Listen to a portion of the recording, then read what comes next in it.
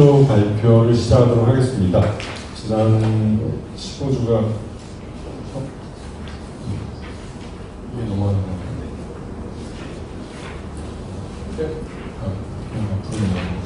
네, 지난 15주 동안 하여튼 뭐 특강이라든가 여러 그 모티베이션이 상당히 많이 있었는데 오늘 이제 마지막 수료하는 날 이런 발표까지 갖게 돼서 좀 영광스럽게 생각합니다.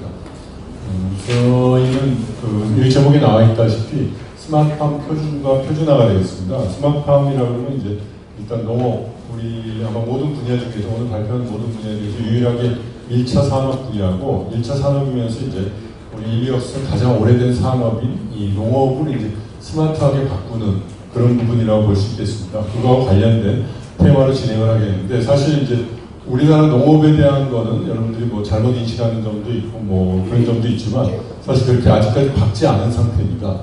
오늘 먼저 좀 잠깐 좀 살펴보겠습니다.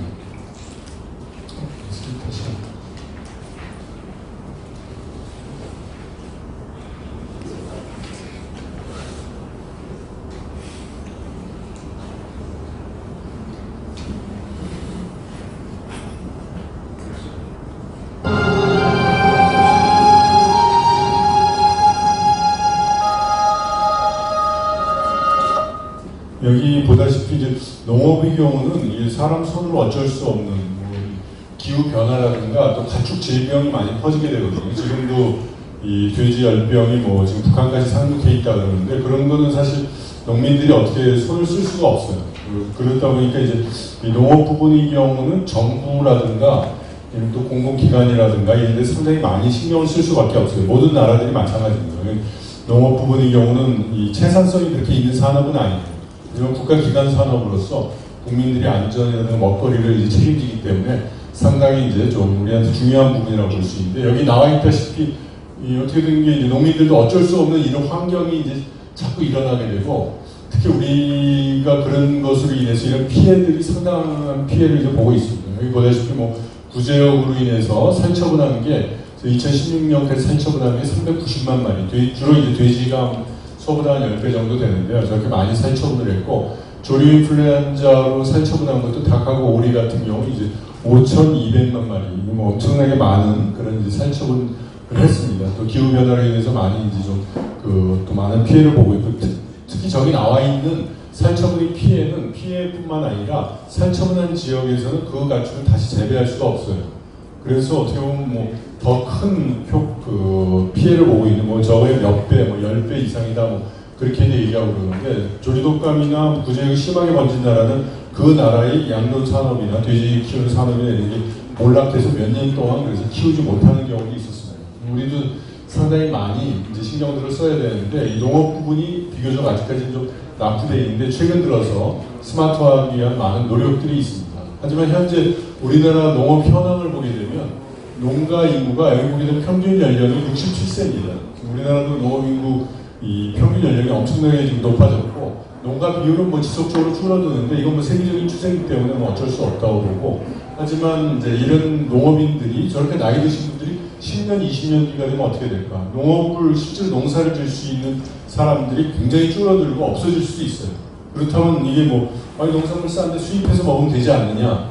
근데 우리가 보다시피 전 세계 선진국 중에 그 농업이 발전하지 않은 나라가 없어요. 미국, 일본, 뭐 서유럽이라든가 여러 나라들이 선진국일수록 농업에 많은 인프라라든가 그런 걸 투자하고 있습니다.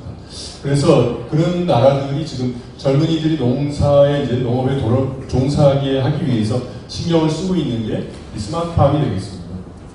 그래서 스마트팜으로 함으로 인해서 우리가 좀 예측될 수 있는 수익이라든가 이런 걸 볼 수 있기 때문에 그렇게 많이 돌아오게 하고 있고 저희는 그래서 이제 그걸 토대로 해서 저희가 지난 이제 15주간 이제 이런 테마를 가지고서 여러 이제 논의들을 해가지고 그 논의에서 나온 내용들을 좀 말씀을 드리겠습니다. 저희가 이런 논의를 진행하는데 뭐 1, 2, 3, 4, 1, 2, 3, 4에 맞춰서 저희들이 이제 조를 구성을 했고요. 그래서 1분과, 2분과, 3분과, 4분과를 이제 조를 편성을 해서 운영을 했고요. 전체 팀장은 지금 뭐 아까 출발하셨다고 그랬는데 아직 도착 안 하신 것 같은데 한 40분 전에 출발하셨는데 국민대학교 김영진 교수님께서 팀장을 맡아주셨습니다. 저희 분과분들 한번 좀 일어나 주시겠습니다. 네. 저희 업가분들이 이 각각의 테마들에 대해서 전문성을 갖춰서 열심히 해주셨습니다. 예, 해주시죠. 저희 내용들을 좀 살펴보겠습니다. 시간이 좀 부족해서. 먼저 이제 스마트팜 개요에 대해서 살펴보겠습니다. 스마트팜의 경우는 잘 아시겠지만 뭐 자동화된 농업이다 우리가 그렇게 생각할 수 있는데 거기서 한 단계 더 나아가서 고부가가치를 창출을 추구하는 농업이다 이렇게 말할 수 있겠습니다. 그리고 스마트팜이라는 건 단순하게 어떤 시설로 되어 있는 데서 그 채소 재배하거나 이런 것을 떠나서 지금은 이제 이 축산 같은 경우 지금 돼지라든가 이런 걸 키울 때 지금 바깥에서 키우는 경우 우리나라에서 찾아볼 수가 없어요. 왜냐하면 평균 한 농가당 돼지 키우는 농가당 돼지 두수가 2,000마리 정도를 키웁니다. 2,000마리를 풀어서 키우면 냄새 때문에 우리가 배견할 수가 없죠. 그래서 아주 자동화된 첨단 설비를 이용하고 있고 노지 같은 경우는 지금 아직까지는 좀 진행이 좀 덜 되고 있습니다만 노지에도 이제 스마트화가 이제 많이 진행이 되고 있습니다. 노지 같은 경우는 특히 해충들이 이 시설 안에 들어오면 해충들이 들어오기 힘든데 노지 같은 경우는 해충이라든가 병이 이제 발생하기 쉽기 때문에 그런 것에 대한 대비를 위한 그런 것들이 좀 나오고 있고요. 유통의 경우도 지금 스마트팜의 영역에서 좀 우리가 바라보고 있습니다. 그래서 스마트 원예 같은 건 시설 원예로 해가지고 비닐하우스라든가 유리온실 같은 걸 우리가 얘기를 하고 있고요. 그 안에서 이제 저는 여러 가지들을 이제 제어하는 그런 것을 말하고 스마트 축산이라 그러면 이제 소, 돼지, 소 같은 경우도 그냥 단순하게 한우 이렇게 하지 않고 한우하고 낙농하고 또 분리가 됩니다. 그래서 시설이 완전히 다르고요. 돼지 같은 경우는 양도들에서 이제 한 시스템이지만 돼지 이외에도 또 이제 양계 같은 경우도 닭 같은 경우도 계란을 낳는 닭하고 우리가 삼계탕 같은 이제 육계하고 또 나눠서 이제 하고 그렇게 해서 시설이라든가 이런 것이 이제 다 다른 시스템으로 움직여지기 때문에 그런 데서 저런 이제 고가의 시설들이 많이 들어가게 되고 고가의 시설들이 들어가지 않으면 집단 사용을 할 수가 없어요. 그래서 첨단 ICT 기술이 많이 들어가고 있습니다. 노지 같은 경우는 이제 해충들을 파악하기 위해서 여기 보면 이제 페로몬 트랩이 나오는데 페로몬 트랩을 통해 가지고 이제 해충들이 오게 되면 지금 해충 밀도가 어느 정도 되는구나 어떤 놈들이 지금 오고 있구나 그래서 이제 방제라든가 이런 것을 행하게 되죠. 이렇게 스마트화를 행하게 되면 이제 농약이라든가 비료 사용량을 좀 줄여줄 수 있기 때문에 그것으로서 이제 부대적인 이제 경제적인 효과를 큰 가져오는 것을 살펴볼 수 있었습니다. 유통을 통해서는 최근에는 이제 생산자 중심에서 소비자가 상당히 중요하게 됐죠. 그래서 이력 추적이라든가 이제 유통망을 개선함으로 인해서 가격을 낮추는 유통망의 경우는 전 세계적으로 항상 이제 문제가 되고 있어요. 유통을 통해서 가격이 배 이상 몇 배가 이제 뛰게 되고 그런 경우들이 이제 나올 수도 있고 그런데 그런 것을 이제 개선하기 위해서 이제 스마트 기술을 이용함으로써 저런 것이 이제 개선이 가능하게 되고 있습니다. 그래서 저런 테마들이 다 이제 현재 이제 사용되고 있는 테마고 현재 4차 산업혁명 기술이 최첨단 ICT 기술이 이 농업에 적용되는 사례를 저희 이제에서 조사를 했었는데 스마트팜이라 그러게 되면 이제 생산, 유통, 소비를 나타내는 저 가운데 있는 기술들이 이제 핵심 기술이라고 볼 수 있겠고 거기에 첨단 ICT 기술 우리가 빅데이터라든가 클라우드라든가 IoT라든가 인공지능이라든가 이런 기술들이 농업의 선진 농업국들에서 많이 사용을 하고 있고 우리나라에서도 이제 적용을 위해서 노력을 하고 있습니다. 그리고 또 응용 기술로서는 무인 드론이라든가 자율주행 트랙터라든가 이런 것들도 이제 많이 사용들이 되고 있습니다. 그래서 이런 식으로 단순하게 예전에 과거의 단순한 이제 트랙터가 지금은 이제 농장을 관리하는 시스템, 종자라든가 기상이라든가 관수 물 주는 거라든가 그런 것을 관리하는 그런 시스템으로까지 이제 발전을 해오고 있습니다. 그래서 거기에 쓰이는 첨단 기술을 구체적으로 좀 살펴보면 IoT 기술 같은 경우는 이제 센서라든가 또 부동기라 그러는데 제어하는 장치들, 팬을 돌린다거나 그런 것을 통해서 온도를 낮춰준다거나 그런 시설들이 이제 IoT 시설로서 이제 들어가고 있고 또한 이제 빅데이터 같은 경우도 많이 사용되고 있습니다. 병해충 같은 게 발생했을 때 초기 단계에서 이 병해충이 발생했을 때 나중에 끝날 때 발견하는 건 소용이 없으니까 이게 1일차, 2일차, 3일차에는 어떤 모양을 띠고 있는가 그런 것까지 이제 분석하는 기술들이 나오고 있고요. 그리고 이제 인공지능을 통해서 여기 앞에 나와 있는 이제 빅데이터하고 같이 연계해서 이제 병해충도 파악을 하고 또 중국으로 예를 들었는데 중국에서 알리바바라고 우리 온라인 쇼핑하는 그런 회사인데 중국 알리바바 같은 데서 이제 돼지에 대한 질병 상태 같은 거를 저기서 카메라로 측정하는 것들이 나오고 있습니다. 전 세계 돼지 소비량이 50%에서 51% 정도가 중국에 소비되고 있습니다. 그래서 아마 알리바바 그룹에서도 이제 저런 것에 대해서 추가적으로 연구를 한 것 같고요. 드론의 경우는 아마 해외 전시회라든가 이런 데 가게 되면 드론 응용이 70% 이상이 농업 부분에 쓰이고 있습니다. 그만큼 농업 부분에서 상당히 중요한 역할을 하고 있습니다. 그래서 저희 또 3조 이제 정책팀에서는 정책 이슈하고 사실은 좀 뭐 갈등 구조라든가 이런 거에 대해서 분석을 했는데 갈등 구조에 대해서 여기서는 좀 언급하기 좀 그래가지고 좀 넣어놓지는 않았습니다만 여러 논의들이 있었습니다. 왜 우리 정부에서는 보통 스마트폰을 왜 하냐? 저 두 번째 나와 있듯이 이제 생산성 향상인 부분, 그래서 최적화된 생육 환경을 제공을 하고 또 노동력도 절감이 됨으로 인해서 이제 생산성을 향상하기 위해서 이제 한다. 뭐 그렇게 얘기를 하고 있고, 아니 생산성이 향상되다 보면 일자리가 줄어들지 않느냐? 그거는 뭐 우리 옛날 뭐 우리 표준 수업에서도 얘기가 나왔습니다만 뭐 미역가를 끌다가 자동차 시대로 바뀌게 됐을 때, 뭐 우마차라든가 이런 자동차 시대로 바뀌게 됐을 때 새로운 일자리가 많이 생기듯이 스마트팜에서도 그와 유사하게 생깁니다.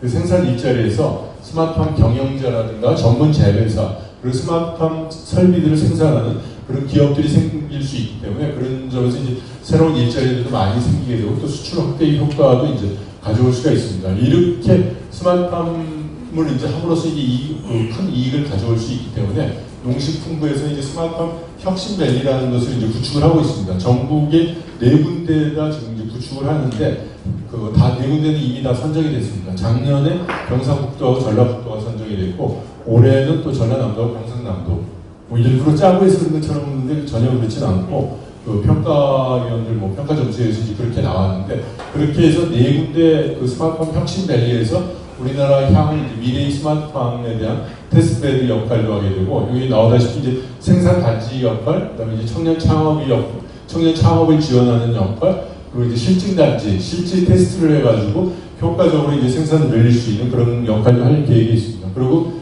농업의 경우는 좀 특이한 게 그 근처에 이 정주 환경이 갖춰져야 돼요. 주거 환경이 없이 그냥 뭐 원격에서 그냥 자동으로 하면 되지라고 생각할 수 있지만 그렇게 해서 잘하진 않아요. 농작물들의 경우는 아무리 그 최고의 네덜란드라든가 뭐 세계 최고의 기계를 갖다 놓더라도 농민들이 바로 옆에서 보지 않고 커스터마이징이라든가 이런 작업을 해주지 않으면은 작물들이 자랄 수가 없어요. 심지어는 식물 공장 같은 경우도 식물 공장 관리하는 사람들이 뭐 원양 박사들이 와서 관리도 하고 그러는데 그냥 그 문의한들이 해가지고서 그런 걸 관리할 수가 없습니다. 그래서 이제 그 사람들이 그 근처에 살 수 있어야 되기 때문에 정주 환경까지 갖추게 되는 형태로 스마트팜 혁신밸리가 이와 같이 이제 이건 모델 케이스로서 정부에서 이제 모델 케이스로서 이제 청사진을 그려놓은 거고 각 지역마다 이것에 이제 이런 것을 토대로 해서 저 내용들이 들어가는 구성으로 해서 스마트팜 혁신밸리가 구성이 되게 되어 있습니다. 그래서 이제 아마 저기서 결과물들이 나올 때쯤 작년에 선정이 된 데가 올해 이제 뭐 예산 확보 때문에 뭐 문제가 있는데 올 연말쯤에서 비닐하우스가 처음 건축이 되게 돼요. 그래서 그 완공이 되고 올해 선정된 데는 이제 내년쯤에서 이제 시행이 되게 돼 있는데 그렇게 되면은 아마 우리나라 스마트팜이 새 역사가 쓰여지지 않을까 생각합니다. 그래서 저런 스마트팜 혁신밸리라든가 이런 게 갖춰졌을 때 저런 것의 경우는 이제 그냥 과거의 우리나라 그 스마트팜의 경우는 이 스마트팜이라든가 자동화 설비라든가 이런 게 어떤 기준이 없이 진행이 됐어요. 근데 이 농업 부분의 경우 특이한 게 정부라든가 공공기관에서 자금이 많이 투입이 됩니다. 우리 국민 세금들이 많이 투입이 되기 때문에 이것이 표준화라든가 이런 것이 반드시 필요하다고 보여요. 왜냐하면 농가에서 구입한 장비라든가 설비 같은 것이 뭐 그냥 회사가 망해서 없어지는 경우들도 있고 배우들이 영세할 때는 그 문제들이 이제 발생하는 경우들이 많은데 그래서 이제 표준화가 필요해서 그런 표준화 이슈에 대한 것들을 현황이라든가 그런 문제점하고 같이 점검을 해봤습니다. 그래서 국내 업체들은 농업 부분의 경우는 아마 신문에서도 가끔 이제 보도되는 걸 보겠습니다만 대기업이 뛰어들 때 농가라든가 이런 데서 저항이 상당히 많죠. 그래서 대부분의 업체들이 영세한 업체입니다. 그래서 스마트팜 기자재 유지 보수가 어렵고 구입을 해놓은 회사가 뭐 망했다는 얘기도 들리고 또한 이제 농업인들이 고령화되어 있습니다. 그래서 고령화된 부분들이 스마트 기기를 사실 사용하는 데 상당히 어렵고 근데 또 기업들이 영세업체들이 다양하게 있다 보니까 현재 정부에서 농업 실용화 작업을 이제 총괄하고 있는 농정원이라는 데서 이 기자재 생산업체에 등록되어 있는 데가 400여 개 업체입니다. 400여 개의 영세업체들이 제일 큰 기업은 뭐 한 인원이 한 3, 40명 되고 적은 보통의 경우 아마 10인권 바깥 기업은 10명 미만입니다. 뭐 5명 미만인 데들이 대부분이고요. 그러니까 기자재는 아주 상호 운용성이 상당히 낮은 상태예요.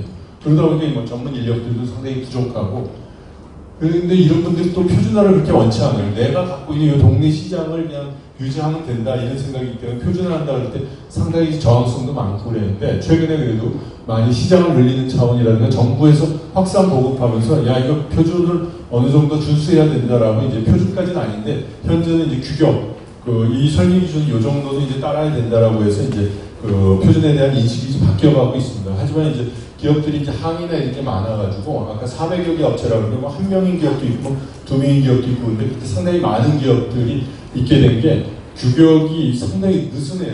이 표준이라기보다 거의 모든 게 다 되고 아직 일부만 안 되는 정도 그렇게 되어 있기 때문에 그런 것에 대한 게 아마 이제 좀 줄여나가는 과정이 필요하다고 보입니다. 현재 국내에 있는 표준들을 저희가 이제 살펴보니까요, 온실 관련해서는 22개, 온실하고 비닐하우스라는 게 유리온실인데 대부분 이제 비닐하우스 기준으로 되어 있고요. 축사 관련해서는 TTA에서, 나머지는 다 TTA인데 이 축사 관련해서 이제 TTA하고 농업기술 실용화재단이라는 데서 3건씩 작년까지 했더라고요. 그리고 클라우드 서비스와 관련해서 작년까지 7건이 제정이 됐고, 유통 관련해서도 이제 8건이 제정이 되어 있습니다. 그래서 온실 관련해서는 온실에 있는 센서라든가 제어기라든가 뭐 그런 거하고, 또 그걸 전체 제어하는 운영 시스템, 그런 농업 관련 기관들에서 관리하는 그런 관리 시스템까지 관련된 여러 이제 표준들이 나와 있는 걸 좀 확인을 했고요. 축사의 경우는 축사 내부, 외부, 그리고 또 축사의 경우는 또 화재라든가 도난이라든가 이게 상당히 중요하기 때문에 그런 안전 센서, 그렇게 이제 세 가지 기준으로 해서 이제 TTA 표준은 되어 있고, 실용화재단 같은 경우는 이제 가축을 기준으로 해서 대가축, 중가축, 소가축 이렇게 나뉘어져 있더라고요.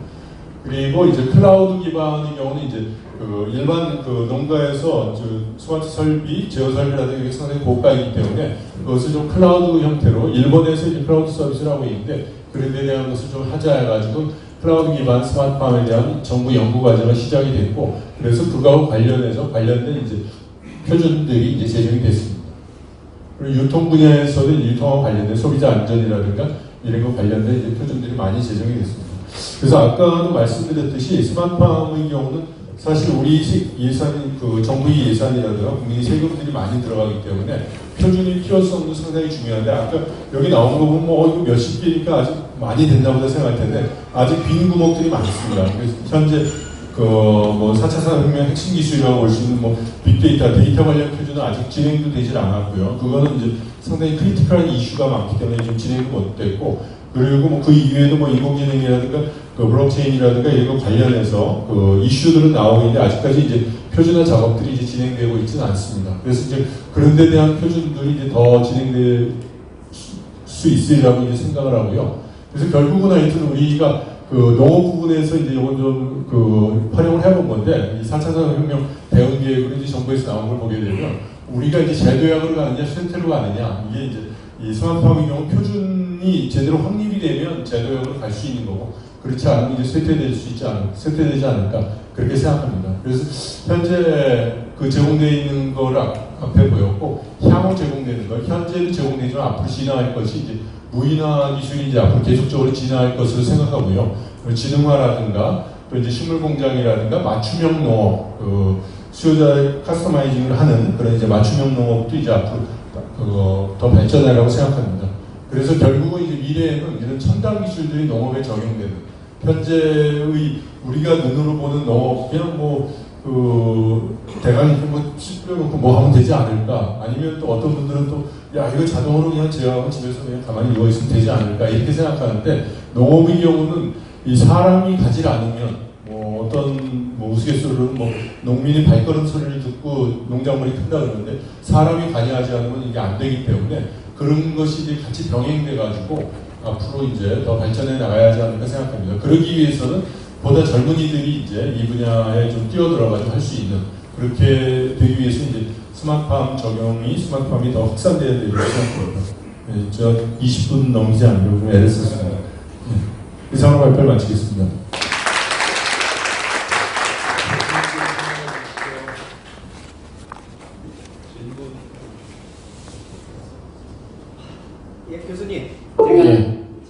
하겠습니다. 예. 제가 고향이 충청도 예산인데요. 예. 아버님께서 사과 과수원을 제가 어렸을 때 하셨어요. 예. 그래서 그런 경험이 있기 때문에 교수님 이 설명을 들으니까 예. 더 이렇게 가슴에 와 닿는 것 같습니다. 예. 그리고 보통 동북아 과수원길 아카시아 그 짝편내 이런 아름다운 동요를 하는데 예.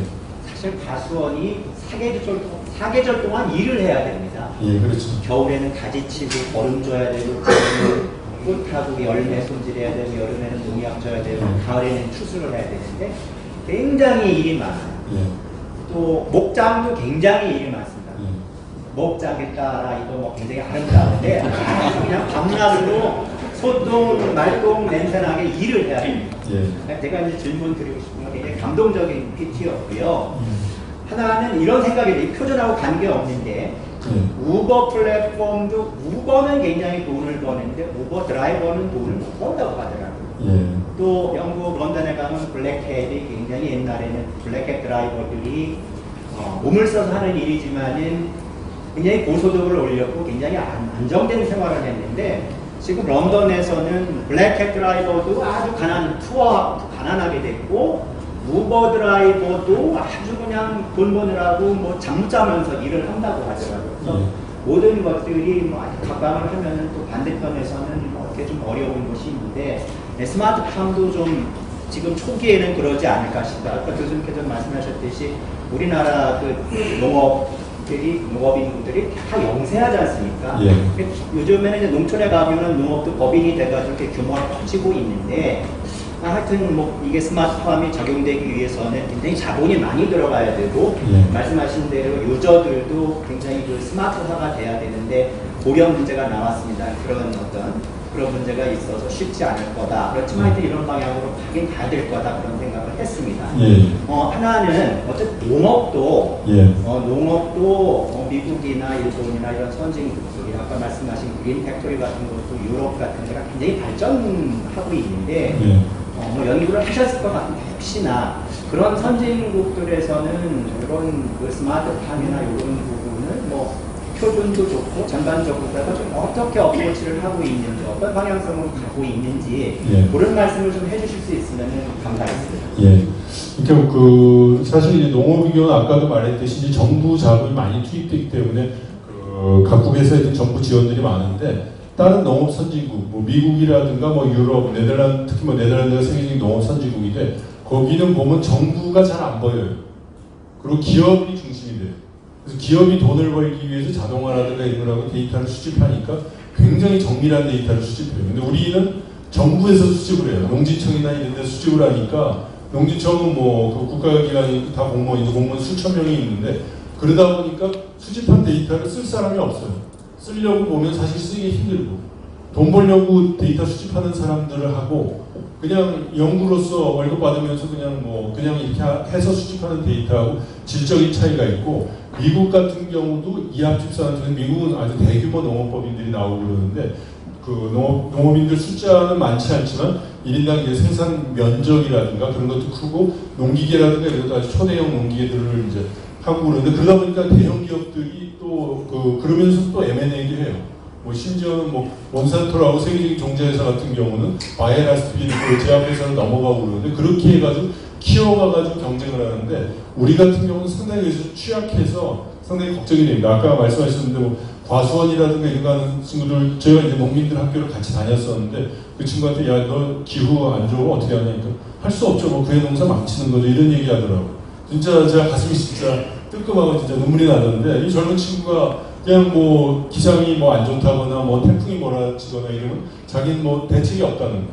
근데 그런 것을 우리가 스마트화 기술로서 좀 대비를 할 수가 있거든요. 그리고 이 농민들이 우리나라에서 이제 비료라든가 농약을 아주 무단하게 살포하는데 스마트 기술로서 적정량을 살포할 수 있기 때문에 이것이 좀 확립이 되고 그리고 또 그러기 위해서 이제 보급 기자재들이 표준화가 좀 더 확산이 된다면 아마 그런 비용이라든가 국민 건강이라든가 이런 측면에서 도움이 되지 않을까 생각합니다.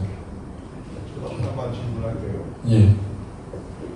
스마트팜이 이제 우리나라와 캐나다, 미국과는 실질적으로 많이 다른 점이 있잖아요. 예.